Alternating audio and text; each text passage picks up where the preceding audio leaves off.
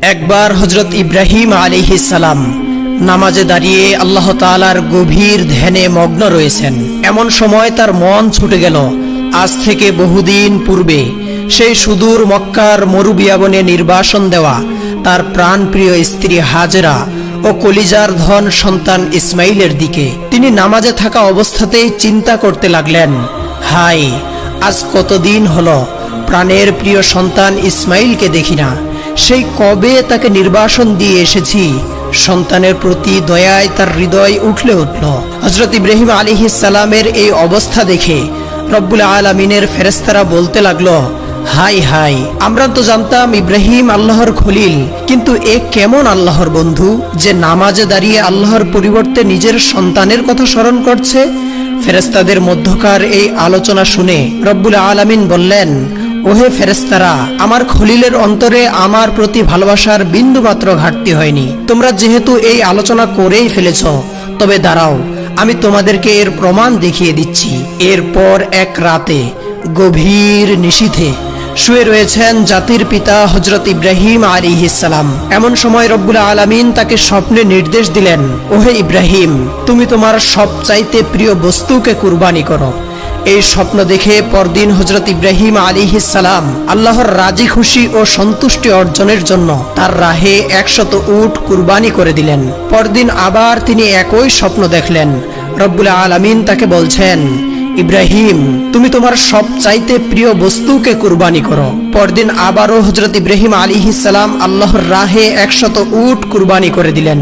2 দিনে 200 উট কুরবানি করার পরে তৃতীয় রাতে তিনি আবার শুয়ে রয়েছেন। আবার ভেসে এলো সেই দৈববাণী। কে যেন তাকে বলছে, হে ইব্রাহিম, তুমি তোমার সবচাইতে প্রিয় বস্তুকে কুরবানি করো। এরপর তৃতীয় দিন সকালে তিনি ভাবতে লাগলেন, পরপর 2 দিন একই স্বপ্ন দেখলাম, এরপর 2 দিন 200 উট কুরবানি করলাম, তবে কি আল্লাহ রাব্বুল আলামিন আমার এই কুরবানি কবুল করেননি? আল্লাহ তাআলা তবে আমার কাছ থেকে কি চাচ্ছেন? তবে কি তিনি আমার কাছ থেকে অন্য কিছু চাচ্ছেন? কি সেই বস্তু? গভীরভাবে তিনি স্বপ্নের বাক্যগুলির দিকে ধ্যান করলেন। এরপর বুঝতে পারলেন আল্লাহ রাব্বুল আলামিন তাকে বলেছেন, হে ইব্রাহিম, তুমি তোমার সবচাইতে প্রিয় বস্তুকে কুরবানি করো। আর এই পৃথিবীতে আমার সবচাইতে প্রিয় বস্তু হলো আমার একমাত্র সন্তান ইসমাইল। তিনি সাথে সাথে বলে উঠলেন, ইন্না সলাতি ওয়া নুসুকি ওয়া মাহইয়ায়া ওয়া মামাতি লিল্লাহি রাব্বিল আলামিন। নিশ্চয় আমার নামাজ, আমার কুরবানি, আমার জীবন, আমার মরণ সবকিছুই বিশ্বজাহানের প্রতিপালক একমাত্র রব্বুল আলামিনের জন্য। আল্লাহ তাআলা যদি ইসমাইলকে তার রাহে কুরবানি করার নির্দেশ দিয়ে থাকেন, তবে এই নির্দেশ পালনে আমি বিন্দুমাত্র পিছপা হব না। অন্তরে এই ইস্পাত কঠিন সুদৃঢ় সিদ্ধান্ত নিয়ে জাতির পিতা সিরিয়া হতে রওনা করলেন মক্কার সুদূর মরুবিয়াবনের পথে। দীর্ঘ 9টি বছর আগে তাদেরকে তিনি এই স্থানে নির্বাসন দিয়ে এসেছিলেন। আজ দীর্ঘ 9টি বছর পর পিতা হয়ে আবার যখন তিনি সন্তানের কাছে ফিরে যাচ্ছেন, তখন তার অন্তরে রয়েছে, আমি আমার সন্তানটিকে আল্লাহর রাজি খুশি ও সন্তুষ্টির জন্য তার রাহে কুরবানি করব। কি এক কঠিন পরীক্ষা আমাদের জাতির পিতার জন্য, আর তার অন্তরে কি সীমাহীন আল্লাহ ভক্তি না বিদ্যমান। দীর্ঘ পথ পাড়ি দিয়ে তিনি পৌঁছালেন মক্কার আবে জমজমের কাছে নির্বাসিত স্ত্রী ও পুত্রের নিকটে। পিতা ইব্রাহিম আলাইহিস সালাম ফুটফুটে চেহারার উজ্জ্বল বালক ইসমাইলকে বুকের সাথে জড়িয়ে ধরলেন, তাকে অনেক আদর করলেন এবং চুমুতে চুমুতে ভাসিয়ে দিলেন তার 2 গাল। এরপর দরদ মাখা কণ্ঠে তাকে বললেন, বেটা ইসমাইল, সুন্দর করে গোসল করে উত্তম পোশাক পরে সেজে নাও, আমি তোমাকে একটি জায়গায় দাওয়াত খেতে নিয়ে যাব। দীর্ঘদিন পর পিতার সঙ্গে সাক্ষাৎ, এরপরে তার সঙ্গে দাওয়াত খেতে যাওয়ার প্রস্তাব। কিশোর ইসমাইলের মন যেন আনন্দে নেচে উঠল। তিনি তার আম্মি হযরত হাজেরার কাছে গিয়ে বললেন, আম্মি, জলদি আমাকে গোসল করে সাজিয়ে দাও, আব্বাজান আমাকে নিয়ে একটি স্থানে দাওয়াত খেতে যাবেন, আমার যে আর তর সইছে না। বিবি হাজেরা হযরত ইসমাইল আলাইহিস সালামের মুখ থেকে এই কথা শ্রবণ করে ইব্রাহিম আলাইহিস সালামের কাছে গিয়ে বললেন, ওহে প্রাণের স্বামী, আমি শুনলাম আপনি নাকি ইসমাইলকে নিয়ে দাওয়াতে যাবেন। ইব্রাহিম আলাইহিস সালাম বললেন, ওগো হাজেরা, তুমি ঠিকই শুনেছ, ইসমাইলকে উত্তম রূপে গোসল করিয়ে সুন্দর পোশাকে সাজিয়ে দাও, আমি তাকে নিয়ে এক স্থানে দাওয়াত খেতে যাব। এরপর বিবি হাজেরা প্রিয় পুত্রকে সুন্দর করে গোসল করিয়ে উত্তম পোশাকে মনের মতো করে সজ্জিত করলেন, তার চুল আঁচড়ে দিলেন, মাথায় তেল লাগিয়ে দিলেন। অতঃপর প্রিয় পুত্রকে স্বামীর হাতে সমর্পণ করে বললেন, প্রিয় স্বামী, ওর এই বয়স পর্যন্ত আমি ওকে আমার চোখের আড়াল করিনি, কারো সাথে ওকে কোথাও পাঠাইনি। ওর জীবনে এই প্রথম বাইরে যাত্রা। আজই আমি তাকে আপনার সঙ্গে বাইরে পাঠাচ্ছি। আপনি ওকে আপনার কাছে ও চোখে চোখে রাখবেন। মনে রাখবেন, আপনি ওকে নিয়ে ফিরে না আসা পর্যন্ত আমার মন ও প্রাণ উদ্বিগ্ন থাকবে। আমি পথের দিকে চেয়েই সময় কাটাবো। আমার হয়তোবা খাওয়া দাওয়াও হবে না। হযরত ইব্রাহিম আলাইহিস সালাম বিবি হাজেরার এই কথা শুনে বুঝতে পারলেন মাতৃ অন্তরে তার সন্তানের প্রতি ভালোবাসার এক গভীর সমুদ্র বিদ্যমান। তার হৃদয়ে এই কথাগুলি বজ্রের মতো আঘাত করলেও আল্লাহর মহব্বতের তুফান দিয়ে তিনি তা চেপে রাখলেন। মনের অবস্থা কোনো ক্রমেই বিবি হাজেরাকে বুঝতে দিলেন না। বিবি হাজেরাকে আর একটি উত্তরও না দিয়ে বালক ইসমাইলকে নিয়ে তিনি মিনার পথ ধরলেন। হযরত ইব্রাহিম আলাইহিস সালাম পূর্বেই একখানা ধারালো ছুরি ও এক গাছি রশি নিজের জামার আস্তিনের নিচে লুকিয়ে রেখেছিলেন। তিনি রওনা দিলেন হযরত ইসমাইল আলাইহিস সালামকে নিয়ে চরম পরীক্ষায় উত্তীর্ণ হওয়ার জন্য। ইব্রাহিম আলাইহিস সালাম পুত্র ইসমাইলকে নিয়ে মিনা পাহাড়ের দিকে অগ্রসর হতে লাগলেন। আর অন্যদিকে পাপাত্তা ইবলিস, মানব জাতির চিরশত্রু, সে দেখল যে হযরত ইব্রাহিম আলাইহিস সালাম ইমানের চরম পরীক্ষায় সাফল্যের দ্বার প্রান্তে পৌঁছে যাচ্ছেন। এটা দেখে সে হিংসায় জ্বলে পুড়ে মরতে লাগলো। আল্লাহ পাকের একটি নির্দেশ অমান্য করে আমি অভিশপ্ত চির জাহান্নামী হলাম যেই আদম জাতির কারণে। সেই আদমের অধস্তন পুরুষ ইব্রাহিম এত বড় কঠিন পরীক্ষায় উত্তীর্ণ হয়ে নবুয়তি টিকিয়ে রাখবে আর পিতা এবং পুত্র একসাথে বেহেশতে যাবে, সেটা তো হতে দেওয়া যায় না। তাই পাপাত্তা ইবলিস সংকল্প গ্রহণ করলো, যে করেই হোক তাদেরকে এই পথ থেকে ফিরিয়ে দিতে হবে। সে চিন্তা করলো আসল ঘটনা বিবি হাজেরা ও শিশু ইসমাইলকে জানিয়ে দিতে পারলেই কেল্লা ফতে। পিতা পুত্র রওনা হওয়ার সাথে সাথেই পাপাত্তা ইবলিস বিবি হাজেরার কাছে উপস্থিত হলো। সে একজন ভালো মানুষের ছদ্মবেশে উপস্থিত হয়ে বলল, ওহে বিবি হাজেরা, তোমার নয়নমণি ইসমাইলকে তোমার স্বামী কোথায় নিয়ে যাচ্ছেন, তার কি কোনো খবর রাখো? বিবি হাজেরা স্বাভাবিকভাবেই উত্তর দিলেন, কেন? তিনি তো তাকে দাওয়াত খেতে নিয়ে গেছেন। ইবলিস বলল, নারী জাতি অত্যন্ত সহজ সরল এবং বোকা প্রকৃতির, কোনো ব্যাপারে গভীরভাবে তলিয়ে দেখে না।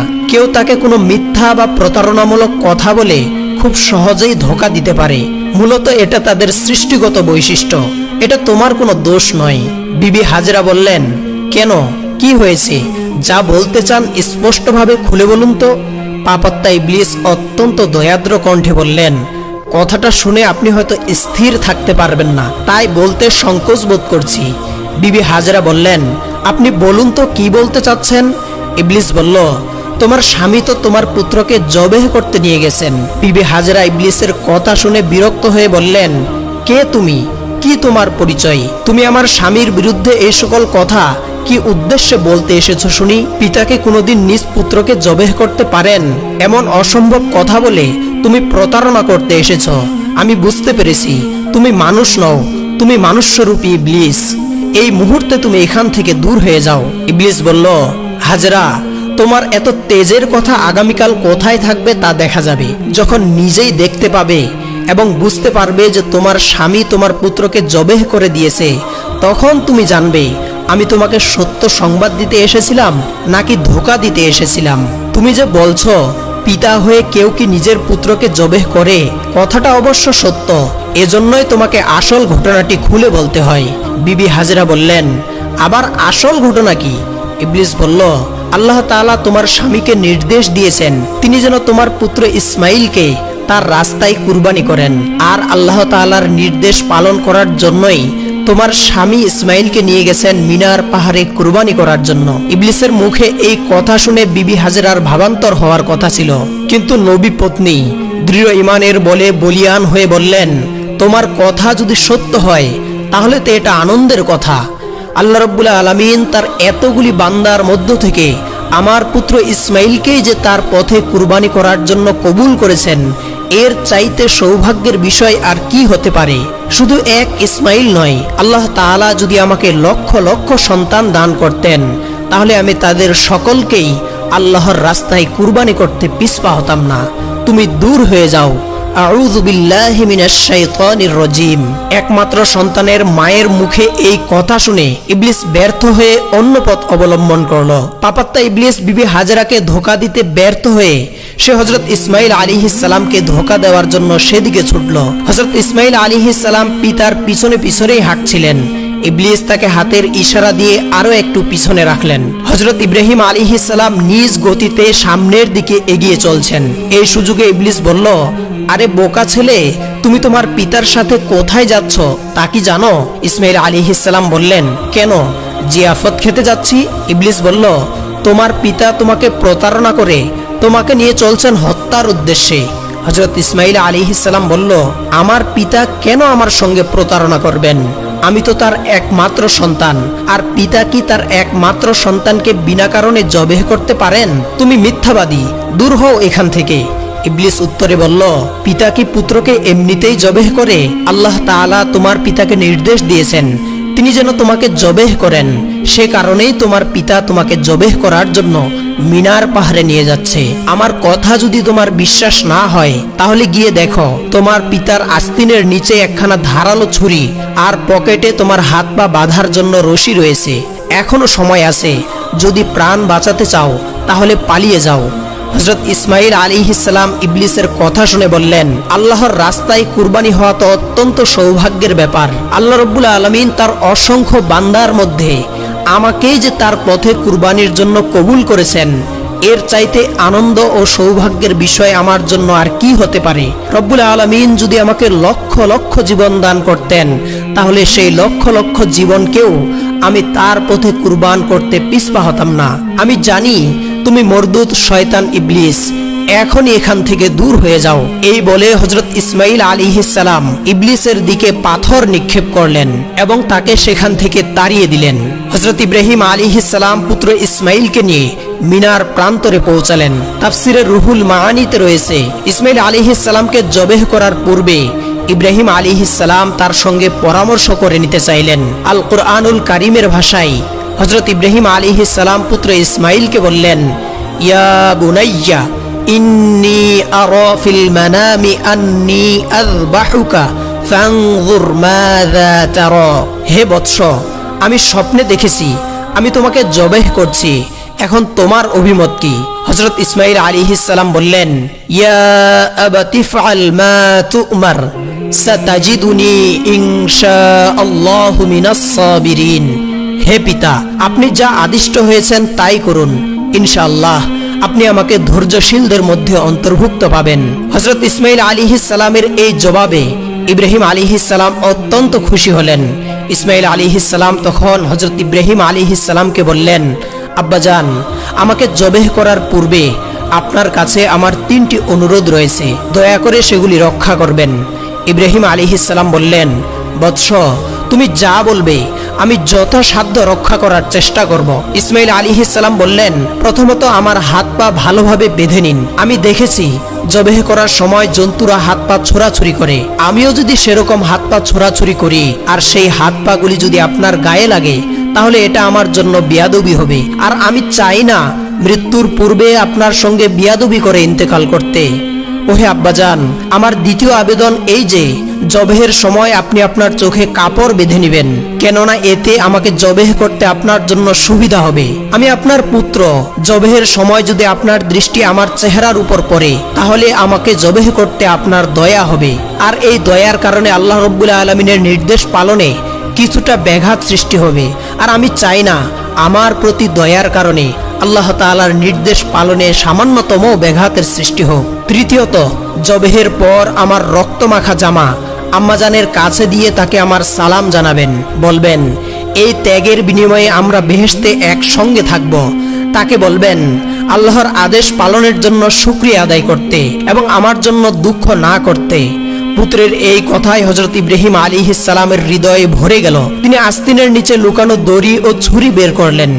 ইসমাঈল আলাইহিস সালামের হাত পা বেঁধে চোখে কাপড় বেঁধে তাকে মাটিতে শুইয়ে দিলেন। ছুরি হাতে নিয়ে তিনি প্রস্তুত তার একমাত্র সন্তানকে জবেহ করতে তিনি দৃঢ় প্রতিজ্ঞ।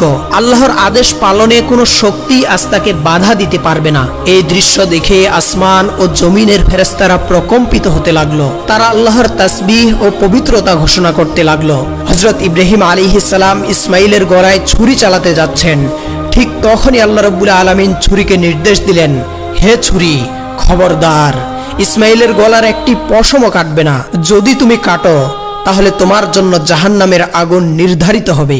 ইব্রাহিম আলাইহিস সালাম বিসমিল্লাহ বলে ছুরি চালালেন, কিন্তু ছুরি আল্লাহর নির্দেশ পেয়ে ইসমাইলের গলার একটি পশমও কাটল না। তিনি বারবার চেষ্টা করলেন, কিন্তু কিছুতেই গলা কাটতে পারলেন না। ইসমাইল আলাইহিস সালাম বললেন, আব্বাজান, সম্ভবত আমার প্রতি স্নেহের কারণে আপনি জোরে ছুরি চালাতে পারছেন না। আপনার সমস্ত শক্তি দিয়ে ছুরি চালান। আমরা আল্লাহর আদেশ পালনে ব্যর্থ হলে কিয়ামতের দিন এজন্য আমাদেরকে জবাবদিহি করতে হবে। হযরত ইব্রাহিম আলাইহিস সালাম পুনরায় সর্বশক্তি দিয়ে ছুরি চালালেন, কিন্তু তবুও ছুরি কাটল না। বিরক্ত হয়ে তিনি ছুরিটি ছুঁড়ে ফেললেন। ছুরি গিয়ে লাগলো একটি পাথরের গায়ে। সঙ্গে সঙ্গে পাথরটি দ্বিখণ্ডিত হয়ে গেল। তিনি ছুরিটি তুলে নিয়ে আবার চেষ্টা করতে যাচ্ছিলেন। ঠিক তখনই আল্লাহ রাব্বুল আলামিন হযরত জিবরাইল আলাইহিস সালামকে নির্দেশ দিলেন, ওহে জিবরাইল, এখনই বেহেশত থেকে একটি দুম্বা নিয়ে যাও। ইসমাইলকে সরিয়ে তার জায়গায় দুম্বাটি রেখে দাও। জিবরাইল আলাইহিস সালাম চোখের পলকে বেহেশত থেকে একটি দুম্বা নিয়ে এলেন এবং হযরত ইসমাইল আলাইহিস সালামকে সরিয়ে তার জায়গায় বেহেশতের দুম্বাটি রেখে দিলেন। ইব্রাহিম আলাইহিস সালাম ছুরি চালালেন আর দুম্বাটি কুরবানি হয়ে গেল। কুরবানি শেষে তিনি বললেন, আলহামদুলিল্লাহ। হযরত ইব্রাহিম আলাইহিস সালাম মনে করেছিলেন তার ছুরির নিচে তার পুত্র ইসমাইল জবেহ হয়ে গেছে, কিন্তু চোখ খুলে তিনি দেখলেন, এ কি অবাক কাণ্ড! ইসমাইল তো তার পাশে দাঁড়িয়ে রয়েছে, কুরবানিত হয়েছে একটি বেহেশতি দুম্বা। এই দৃশ্য দেখে হযরত ইব্রাহিম আলাইহিস সালাম ফেরেশতা জিবরাইল আলাইহিস সালামকে বললেন, ভাই জিবরাইল, আল্লাহ রাব্বুল আলামিন কি তবে আমার কুরবানি কবুল করলেন না? আমি তো আমার সন্তান ইসমাইলকে কুরবানি দিতে চেয়েছিলাম, কিন্তু কেন তাকে কুরবানি দিতে পারলাম না? হযরত জিবরাইল আলাইহিস সালাম বললেন, ওহে আল্লাহর খলিল, আল্লাহ রাব্বুল আলামিন আপনার উপর, আপনার পুরো পরিবারের উপর অত্যন্ত সন্তুষ্ট। আপনারা আল্লাহ রাব্বুল আলামিনের রাজি খুশি ও সন্তুষ্টির জন্য যেই ধৈর্য এবং মহব্বতের পরাকাষ্ঠা দেখিয়েছেন, এটা বিশ্ববাসীর জন্য নজির হয়ে থাকবে। আপনাদের সকলের উপর আল্লাহ রাব্বুল আলামিন খুশি হয়ে বেহেশত থেকে এই দুম্বা পাঠিয়েছেন এবং আপনার পুত্রের পরিবর্তে এই দুম্বাটিকেই আপনি কুরবানি করেছেন। এই কথা শুনে হযরত ইব্রাহিম আলাইহিস সালাম আল্লাহ রাব্বুল আলামিনের শুকরিয়া আদায় করলেন। আর এভাবেই রব্বুল আলামিন তার ফেরেশতাদেরকে দেখিয়ে দিলেন তার খলিলের অন্তরে আল্লাহ রাব্বুল আলামিনের মহব্বতের বিন্দু মাত্র ঘাটতি আসেনি। প্রিয় শ্রোতা, এটিই ছিল হযরত ইব্রাহিম আলাইহিস সালাম ও হযরত ইসমাইল আলাইহিস সালামের ত্যাগের অমর কাহিনী। আল্লাহ তাআলা আমাদেরকেও এই ত্যাগ, তিতিক্ষা ও আল্লাহ প্রেম থেকে শিক্ষা গ্রহণ করার তৌফিক দান করুন।